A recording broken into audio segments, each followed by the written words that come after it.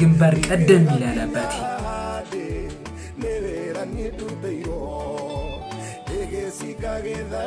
ይሄ ሁላ ግን የግል ነው ወይስ ምን? እሺ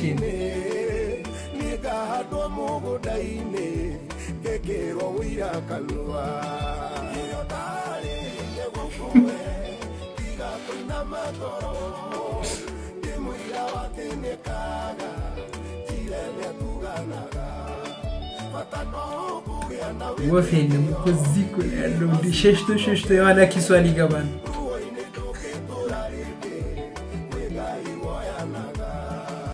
እንደ ሀሳብ ግን ማለት ነው የኢትዮጵያ እግር ኳስ ፌዴሬሽን ቢያስመጣልን ይሄንን ግንባር ቀደም የሆነ ቢያስመጣልንና 1-2 ሜዳ የእግር ኳስ ሜዳ ቢሰራበት እንደ ሀሳብ ምርጥ ሜዳ ይወጣበት አለ።